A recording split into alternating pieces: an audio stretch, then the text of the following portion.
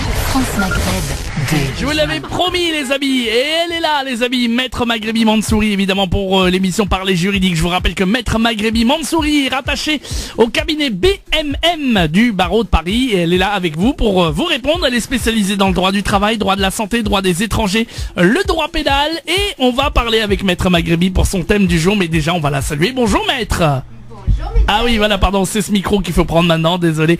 Bonjour Maître, comment allez-vous? Bonjour Medjada, tu m'entends? Ah non, prenez l'autre micro à côté. Parce que tu changes des micros en cours de route. C'est celui-ci maintenant, il faut que je m'habitue que celui du milieu, je ne sais pas pourquoi. C'est plus le même. Voilà, c'est plus le même. Bon bah c'est pas grave, on la refait. Bonjour à tous les auditeurs. Vous allez bien Maître? Ça va, merci. Bah, j'espère que vous allez bien, que vous avez passé une excellente semaine, que vous avez passé un bon week-end. On arrive à la fin du week-end. Déjà, ben oui. Déjà, ça passe vite. Hein. Ben, tout à fait. Ça passe vite. Mais bon, on le termine bien. On le termine bien, oui, tout à fait, avec vous c'est ce qui compte. C'est ce qui compte. Bien, on va parler d'un sujet justement très important, ça va vous plaire chers auditeurs et auditrices puisqu'on va parler du harcèlement à l'école. Très important thème aujourd'hui. Hein. Absolument, on va parler d'un thème qui est extrêmement important et qui est extrêmement d'actualité. Et je tiens à préciser que d'ailleurs ce thème m'a été proposé par Yanni, le fils de Hakima et Christophe. Donc je te remercie infiniment pour cette suggestion. Parce que en effet c'est un thème qui est extrêmement important, c'est un thème aussi qui est d'actualité, on n'en parle pas assez. J'ai vu qu'il y avait vraiment beaucoup de notes et d'articles sur ce thème, mais hélas on n'en entend pas vraiment beaucoup parler.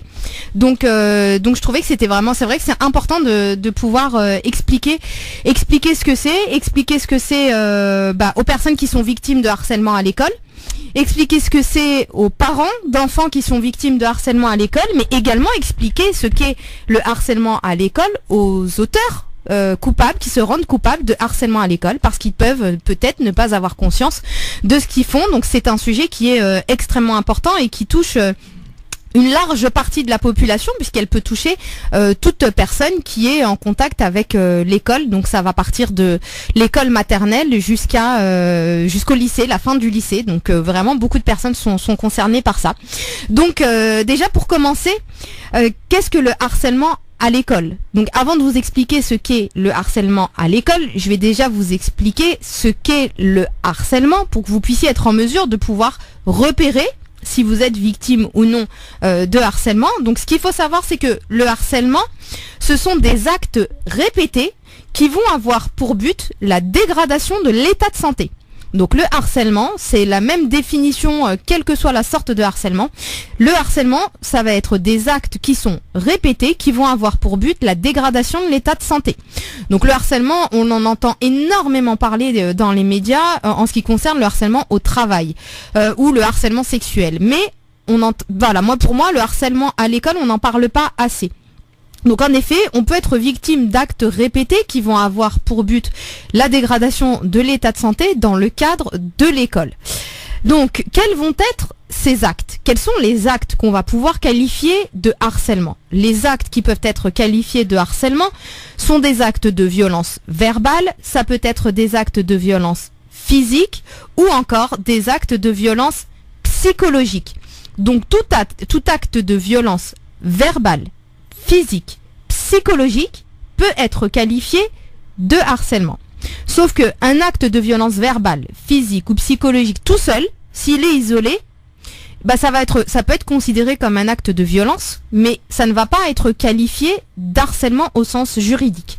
Il faut que cet acte soit répété, c'est-à-dire que ces violences s'inscrivent dans la durée. Donc il faut absolument que qu'on soit dans des actes, donc des violences verbales, physiques, psychologiques, qui vont s'inscrire dans la durée, qui vont s'inscrire dans le temps. Et donc le harcèlement à l'école, c'est aussi et surtout, j'ai envie de dire, une situation dans laquelle le harceleur va placer la personne qui va être agressée, donc souvent l'élève, dans une situation de domination. Donc si au jour d'aujourd'hui, élèves, parents, vous vous rendez compte que que votre enfant, vous êtes dans une situation de violence verbale, physique et ou psychologique, répétée dans le temps, qui vous met dans une situation de domination face à la personne qui va vous agresser, eh bien sachez que ça s'appelle du harcèlement, que c'est du harcèlement à l'école et que ça tombe sous le coup d'une infraction pénale.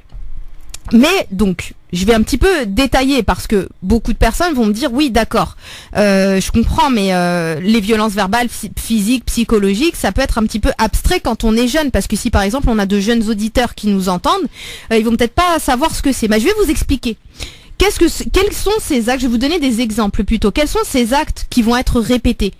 Eh bien, ça peut être un de ces actes-là qui va se répéter, que les exemples que je vais vous donner, ou ça va être celui-là par-ci par-là. Donc, quels sont ces actes qui peuvent être répétés? Ça peut être les jets d'objets. Ça peut être des pincements. Par exemple, vous allez avoir des camarades ou des adultes qui vont vous pincer. Ça peut être du tirage de cheveux. Ça peut être des moqueries, même des moqueries qui vont faire rire tout le monde, mais qui vont vous blesser vous. Ça peut être un surnom méchant. Ça peut être des insultes. Ça peut être aussi le racket dont on parle souvent à l'école. Ça peut être la proposition d'effectuer des jeux dangereux. Ou ça peut être aussi des mises à l'écart. Ou encore, par exemple, la propagation de rumeurs. Donc si on va lancer des rumeurs sur vous, si on va vous insulter, qu'on va vous jeter des objets, qu'on va vous tirer les cheveux, qu'on va vous donner des surnoms méchants, et ben ça rentre dans la définition du harcèlement à l'école. C'est très important de le comprendre, que c'est du harcèlement et qu'il ne faut pas laisser passer. Parce que la conséquence, pour que la qualification juridique de harcèlement puisse être retenue, c'est qu'on ait une dégradation de l'état de santé. Parce que tous ces actes répétés, toutes ces violences répétées que vous allez subir, ou que votre enfant va subir, eh ben ça va provoquer très souvent un décrochage scolaire, ça va provoquer aussi une déscolarisation, ça va provoquer une anxiété, une dépression. Il y a des enfants qui tombent en dépression à cause de ça. Vous pouvez avoir ce qu'on appelle des somatisations, c'est-à-dire un enfant qui va vous dire j'ai très mal à la tête, j'ai des maux de ventre, et je me sens pas bien, j'ai pas envie d'aller à l'école, j'aime pas l'école. Et ben tout ça c'est un signal d'alarme, c'est des alertes, c'est des signaux qui vous envoient. Parce que sachez que lorsqu'un enfant est dans le harcèlement à l'école, eh bien des fois, hélas, ça peut carrément conduire au suicide de l'enfant. Donc c'est vraiment important de savoir le détecter et de le détecter à temps et avant qu'il ne soit trop tard et avant que la dégradation de l'état de santé soit dramatique et irréversible. Donc comme je vous disais, maintenant qu'on sait ce qu'est le harcèlement à l'école, eh bien, sachez qu'il s'agit d'une infraction pénale, comme je vous disais tout à l'heure. C'est une infraction pénale qui va d'ailleurs être souvent entraînée de circonstances aggravantes lorsque la victime ou le mineur va avoir moins de 15 ans ou lorsqu'on va utiliser, parce qu'aujourd'hui c'est à la mode, hein, on évolue avec son temps, mais hélas on n'évolue pas dans le bon sens avec son temps par moment. Ça peut être aussi avec l'utilisation d'internet. Et ben utiliser internet pour faire du mal à son camarade ou pour faire du mal à un enfant qui est à l'école, et ben c'est une circonstance aggravante pénalement.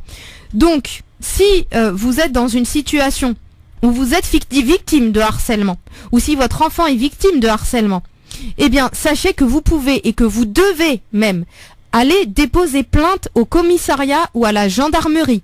Sachez également que si vous êtes mineur, vous êtes un enfant, et ben vous avez la possibilité d'y aller seul. Vous pouvez déposer plainte seul au commissariat. Vous n'êtes pas obligé, c'est l'un des rares cas où vous n'êtes pas obligé d'y aller avec vos parents. Vous pouvez y aller seul et déposer plainte. La seule chose, c'est que lorsqu'on dépose plainte, pour que la personne sera poursuivie, mais pour pouvoir obtenir réparation, il faut se constituer partie civile. Là, le mineur, lui, ne pourra pas se constituer partie civile, mais c'est ses parents qui pourront, à son nom, se constituer partie civile pour pouvoir obtenir réparation. Et là où j'ai envie vraiment d'insister, c'est que auteur mineur de cette infraction d'harcèlement moral, si vous, sans vous rendre compte, sans faire exprès, vous faites du mal à un autre de vos camarades, eh bien, sachez que cette peine, que cette infraction, il y a une peine derrière et que vous encourez dans le cadre du harcèlement.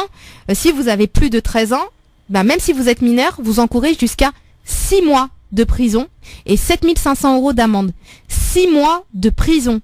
Le harcèlement à l'école, c'est puni de 6 mois de prison.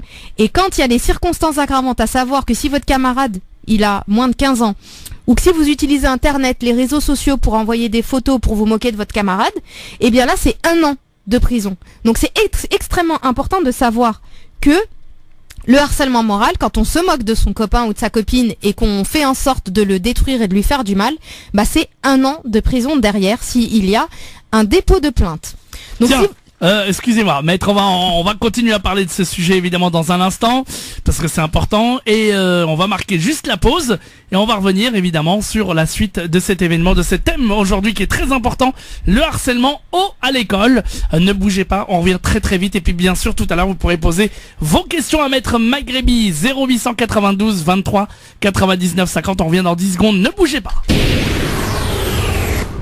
France Maghreb 2, France Maghreb 2. Et nous sommes de retour sur France Maghreb 2 avec maître Maghrebi Mansouri du cabinet BMM rattaché au barreau de Paris. Je vous rappelle que si vous souhaitez évidemment prendre un rendez-vous avec elle, je vous donne son numéro de portable évidemment 06 12 14 34 96. Notez bien son numéro de téléphone 06 12 14 34 96.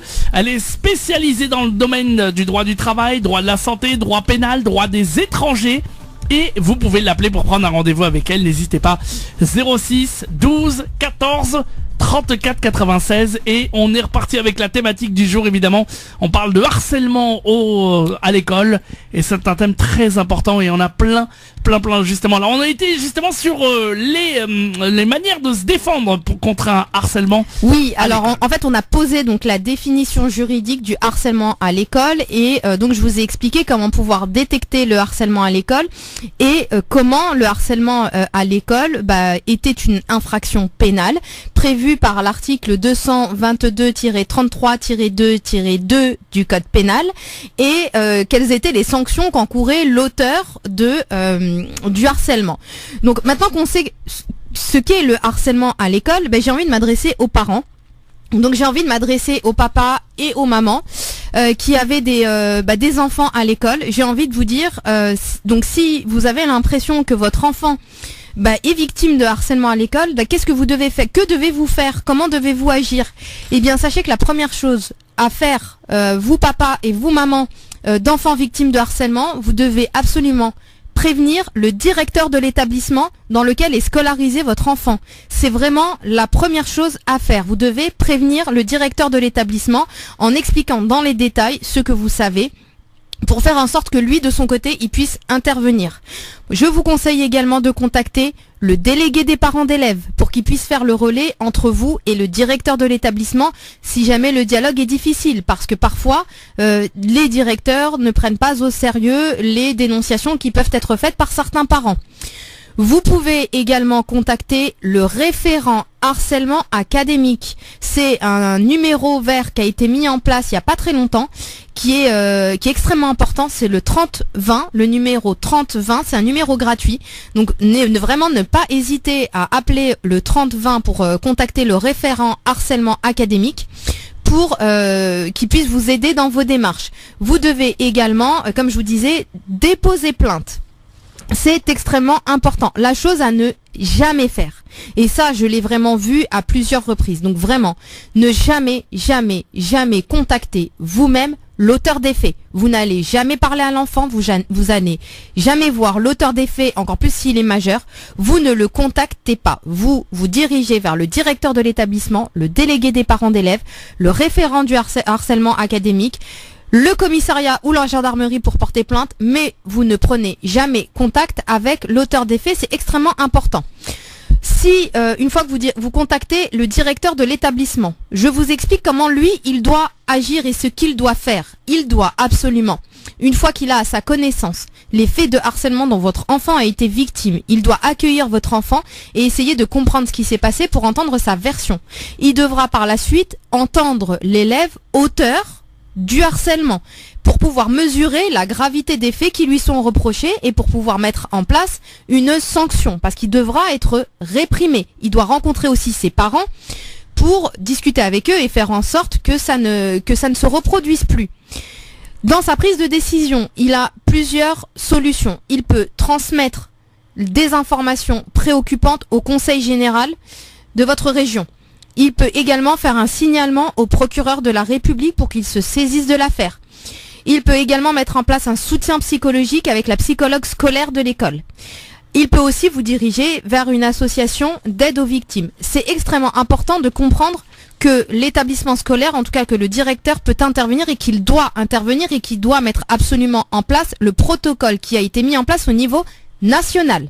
S'il ne le fait pas, si vous considérez que l'établissement ou que le personnel éducatif ne remplit pas ses obligations et qui sont fautifs et qu'ils ont une part de responsabilité dans le harcèlement que subit votre enfant, eh bien sachez que vous, parents, vous avez la possibilité d'obtenir réparation et de demander une indemnisation auprès du tribunal d'instance si vous demandez moins de 10 000 € ou auprès du tribunal de grande instance si vous estimez la réparation supérieure à 10 000 €. L'État est responsable et il se doit d'indemniser les victimes lorsque l'établissement scolaire ne remplit pas son obligation de sécurité à l'égard des élèves qui sont scolarisés. C'est extrêmement important de comprendre ça. Pour conclure, si vous êtes victime, là, auditeurs qui nous écoutez, si vous êtes victime de harcèlement à l'école, j'ai envie de vous dire, n'ayez pas peur. Vous devez parler. Vous devez dénoncer ce dont vous êtes victime. Vous devez vous confier à une personne de confiance. Vous ne devez pas vous laisser abattre. Il ne faut pas vous laisser abattre. Vous n'êtes pas seul et il ne faut pas rester seul. Il faut absolument le dénoncer. Parents, soyez attentifs. S'il vous plaît, soyez attentifs. Le moindre détail, le moindre changement de comportement de votre enfant peut cacher un harcèlement à l'école. Donc soyez attentifs et soyez réactifs, parce que au moindre détail, si vous avez l'impression que votre enfant est victime de harcèlement, vous devez réagir. Et généralement, il faut réagir vite. Donc, soyez attentifs et soyez réactifs auprès de vos enfants. S'il vous plaît, c'est extrêmement important. Et j'en conclurai par là, et pour en finir, parce que c'est extrêmement important, et en tant qu'avocat, et très souvent avocat de la défense, j'ai l'habitude de me mettre du côté des prévenus, mais là j'ai envie de vous parler, à vous auteurs de harcèlement, directement avant d'avoir à vous défendre, parce que j'aimerais bien ne pas avoir à vous défendre dans ce genre de situation. Quand vous êtes auteur de harcèlement, j'ai envie de vous dire, soyez craintifs. Vraiment soyez craintifs, parce que la toute-puissance que vous pouvez avoir à l'égard d'un de vos camarades d'école, à l'égard d'un camarade qui va être plus faible que vous, eh bien hélas, pour vous, trouve toujours une fin. Et lorsque ça prend fin, généralement, vous risquez une lourde sanction. Comme je vous le disais tout à l'heure, ça peut aller à 6 mois de prison, 1 an de prison, voire 18 mois de prison lorsque vous avez plus de 13 ans. Donc la prison, quand on a plus de 13 ans, bah, soyez certains que c'est vraiment quelque chose de très désagréable. Ce n'est absolument pas plaisant de faire un petit tour en prison quand on a 13, 14, 15 ans.